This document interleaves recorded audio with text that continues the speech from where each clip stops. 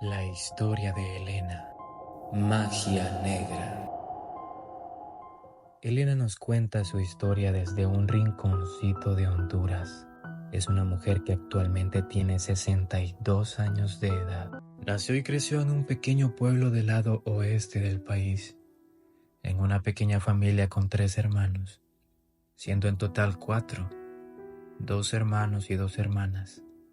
Sus padres se conocieron desde jóvenes, se casaron y procrearon su familia.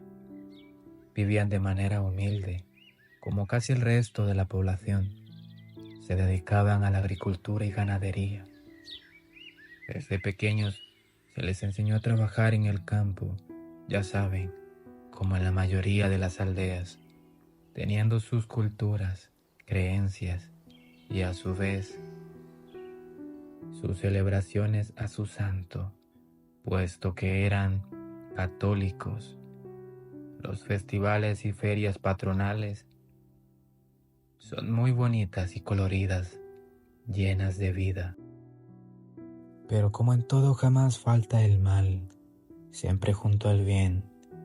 Se tenía la creencia de una señora que vivía en la parte del cerro. Este se levantaba como fiel vigilante en la aldea. A decir verdad, es un lugar bastante bonito, mas sus atardeceres son una cosa majestuosa. Por general todo era en calma en el lugar, a diferencia de esta señora a la que le llamaban simplemente Juana. De hecho, cuando los niños no querían obedecer a los padres, nos decían que si no nos portábamos bien, Juana la loca del cerro bajaría a comernos. Y nosotros creíamos y hacíamos caso a nuestros padres. Vaya manera de hacernos entender, pues en aquellos tiempos los niños éramos bastante sanos y obedientes. Con muy poco nos hacían entender las cosas, pero ahora que soy una mujer de la tercera edad, caigo en cuenta que muchas de las cosas que pasaban en la aldea hasta hoy no encontramos una razón lógica o científica, y varias de ellas eran las desapariciones de los niños, así como las muertes prematuras de los mismos, de manera misteriosa, y muertes sin razón, de muchos adultos de las cuales los médicos nunca encontraron una razón del porqué de las mismas. De hecho, mi papá murió siendo bastante joven. De manera inexplicable, un día simplemente se acostó a dormir por la noche después de un día de trabajo, y al siguiente día no volvió a abrir sus ojos. Murió en su cama con una mirada de asombro, sus ojos abiertos llenos de misterio. Su expresión era casi imposible de explicar. Como saben, cuando algo nos molesta, nos duele o no nos gusta, lo hacemos notar en nuestro rostro. Pero en mi papá no pudimos saber qué expresión fue esa con la que murió. Por consiguiente decidí irme a la ciudad dejando todo lo que conocía atrás, así como mi familia. Cuando esto pasó yo apenas tenía 13 años. Claro que en aquellos tiempos ya éramos consideradas unas mujeres listas para enfrentar la vida. Así que me fui a la capital a trabajar como empleada doméstica, como le dicen en una casa de unas personas, claro, estas pudientes, ya que tenían para pagarme, porque les hiciera todos los deberes de una casa como lavar, planchar y cocinar, así como mantener la casa en orden. Viví allí mismo. Ellos tenían un cuarto aparte para la servidumbre. Allí pues tenía mi espacio y me dejaban el día domingo para descansar. Pasé 2 años sin poder ver a mi mamá y mis hermanos, pero todo el dinero que ganaba trabajando lo ahorraba. Así cuando volví a mi aldea pude llevar algo para ayudarlos. Y asimismo mi hermano menor decidió venir conmigo a la ciudad, pero él trabajaba aparte con otros señores en una hacienda en otra ciudad. Y así pasaron algunos años y cuando menos pensé, era una guapa joven de 17 años. Sabía que era bella porque se sobraba quien me lo dijera, tanto hombre como mujer. Así un buen día, el hijo del amigo de mi patrón me fue conociendo y le gusté. Y bueno, nos gustábamos. Él me declaró su amor y yo pues sentía lo mismo, pero habían dos problemas. Uno era que ellos eran de la sociedad pudiente y yo una simple criada, y otra es que la hija de mi patrón también estaba enamorada de él, y pues a mis patrones les daba igual. Ellos no eran personas con perjuicios, pero mi patrona tenía una hermana que parece que era hermana o pariente del demonio mismo. No sé cómo pueden nacer y crecer este tipo de personas. En fin, ella siempre estaba haciendo comentarios ofensivos y denigrándome por mi aspecto y mi cultura, por ser de aldea y ella por ser de la ciudad. Se suponía que tenía que tener más valor que mi persona, pero en poco tiempo esas ofensas fueron escalando al grado que decidí renunciar a mi trabajo y poner un alto a tanto insulto y ofensa por parte de la hija del patrón y su cuñada. No voy a negar que me costó tomar la decisión de poner la renuncia e irme de esa casa, porque mis patrones eran buenas personas conmigo y me trataban muy bien. Mi sorpresa fue que el hijo del amigo del patrón, la manzana de la discordia, decidió irse conmigo. Eso nadie lo veía venir. Si asimismo fue César, que es su nombre, decidió irse conmigo, pero nunca imaginé la tormenta que se avecinaba, porque la hija del patrón y su tía no se quedaron de brazos cruzados. No podía creer que el joven César haya decidido quedarse con la humilde y campesina y no con la hija del patrón que era de ciudad y muy estudiada y no sé cuántas cosas más. Pero como ellas sabían mucho de nuestras culturas en las aldeas y nuestras creencias, para mi sorpresa ellas sabían los rumores de las cosas extrañas que pasaban en el pueblo y de la existencia de la que llamábamos la loca Juana, que sabíamos que era una bruja, pero jamás imaginé el alcance que podía tener ese sentimiento de la envidia. Y ese par de mujeres decidieron ir a mi aldea y buscar a esa señora, de cual nosotros no teníamos ideas, puesto que nunca nos adentramos en el cerco, y menos a buscar una bruja. Pero las personas de ciudad sí tenían ese alcance, y su búsqueda tuvo resultados, y la encontraron. Es poco creíble, pero hasta que no lo vives, no lo sabes ni entiendes. Esas cosas que se salen de nuestra comprensión lógica. Y no importó ese lugar tan tétrico en el que vivía la loca Juana. La encontraron en ese cerro tan horrible y jamás explorado más que por esa señora, que después de tantos años aún seguía viviendo.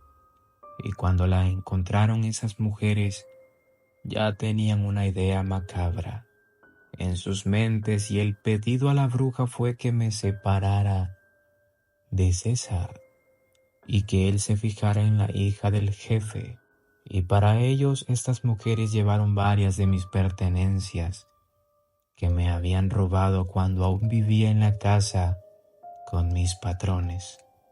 Jamás imaginé que eso fuera real, y peor aún que llegara a tocarme a mí, porque hicieron el macabro hechizo con magia negra. Pero eso jamás llegó a tocar a César. Sus sentimientos de él hacia mí nunca cambiaron. El mal cayó todo en mí. 8 meses después que nos fuimos a vivir juntos, comenzó mi calvario por las noches. Miraba sombras y no podía dormir. Comencé a rezar y pedir a los santos que me ayudaran, y César por su parte también vivió ese calvario conmigo. Nunca se apartó de mi lado.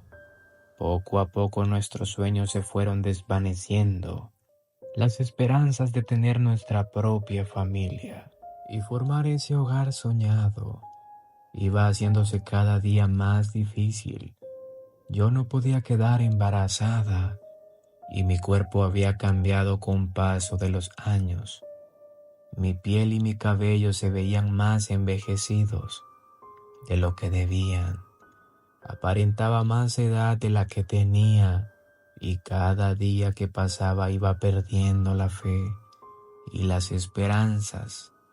Buscábamos ayuda en los hospitales, en limpias con santeros, y nada resultaba. Cada día empeoraba más cuando llegaba la noche. Perdía la cordura y sufría lagunas mentales.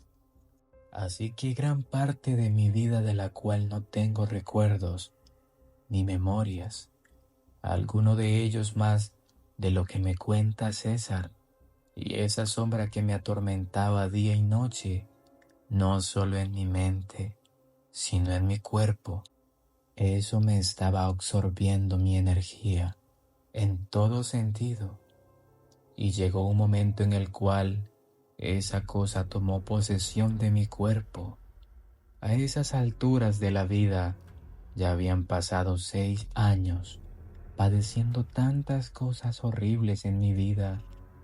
No era ni la sombra de lo que fui, y fue entonces que decidimos irnos de esa ciudad a otra a vivir, porque en todos esos años de calvario nunca pudimos echar raíces en ningún lado. Siempre andábamos errantes de un lugar a otro, hasta que tomamos esa decisión de irnos de una vez de esa ciudad. A la nueva ciudad que nos mudamos, comenzamos desde cero, y fue allí donde encontramos gente muy buena que nos invitaron a visitar una iglesia cristiana. Y conocimos los pastores de esa iglesia. Eran unas personas muy amables y entregados en su oficio. La verdad me sorprendió conocer personas así, dedicadas en la obra del Señor. Poco a poco nos fuimos conociendo y les pude platicar un poco de lo vivido en mi vida y del calvario que vivíamos. Fue entonces donde ellos me presentaron un Dios que de verdad hace milagros y que es el dueño del cielo y la tierra y todo lo que en él hay. Me convertí al cristianismo junto con César y comenzamos lo que jamás en nuestra vida imaginábamos, que existía una liberación por mi alma porque estaba pactada al infierno. Los pastores dedicaron una semana a ayunar para poder enfrentar aquello que me atormentaba desde mi juventud. Y se llegó ese día cuando llegaron a nuestro hogar y comenzaron a orar.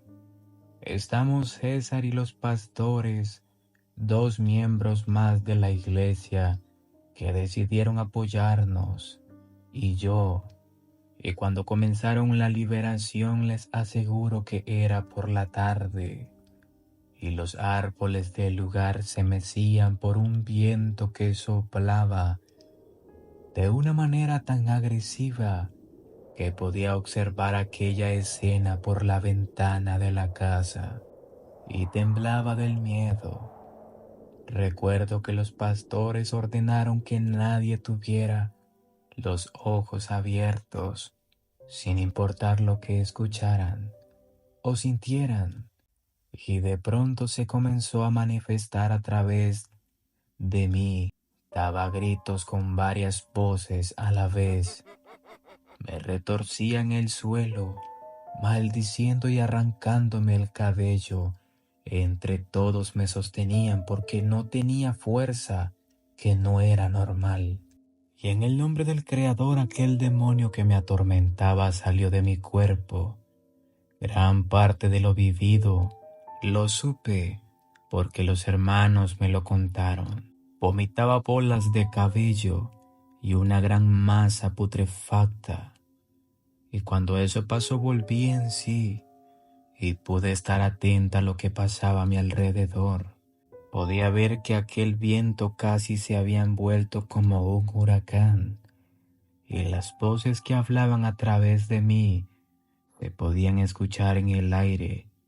Aquella escena parecía irreal.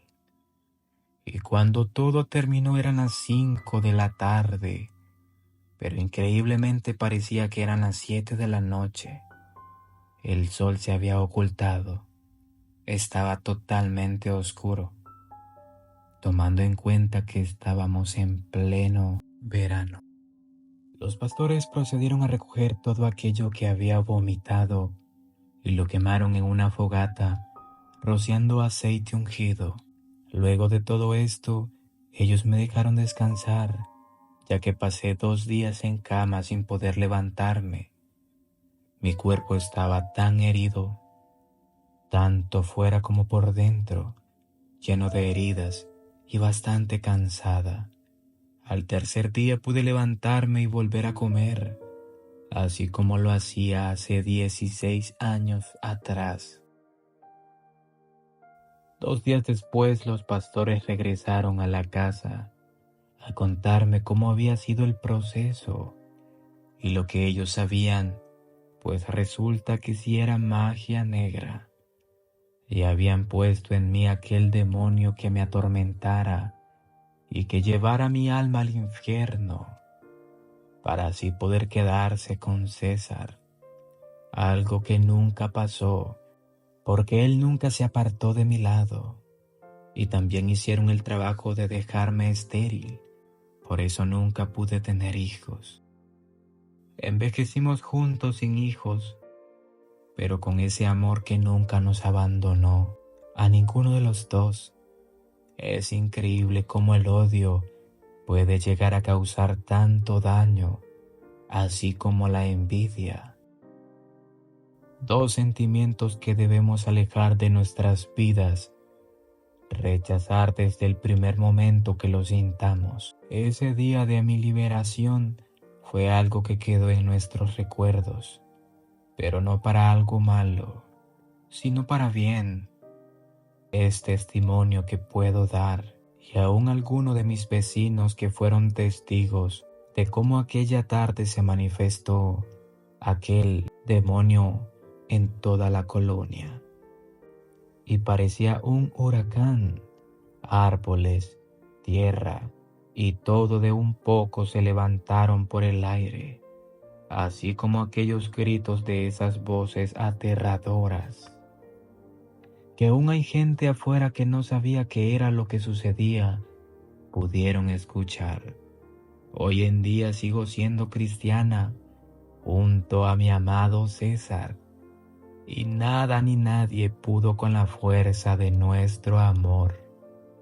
De las personas que me hicieron daño, las perdoné desde el primer momento que llegué a la iglesia. No vivo con remordimientos ni rencores. No tengo nada de lo que me pueda arrepentir, y todos aquellos que me hicieron el mal lo han pagado, y aún con creces. Cada quien ha recibido eso mismo que sembró, y un tanto más. No me alegré de su mal. Pido por sus almas porque reciban el perdón y que Dios no los olvide. Esta es mi historia. Si quieren pueden creer, y si no también, es su decisión y se respeta. Yo por mi parte sigo viva, feliz, recibiendo todo eso bueno que se me había sido arrebatado. Es todo por mi parte, y que Dios los bendiga a todos. Y recuerda, esta también pudo haber sido tu historia. Si te gusta el video que has visto, no olvides suscribirte, darle like y activa la campanita de notificaciones para que recibas más avisos de nuestro contenido. Yo soy Cés Martínez y esto es Tu Historia, casos reales.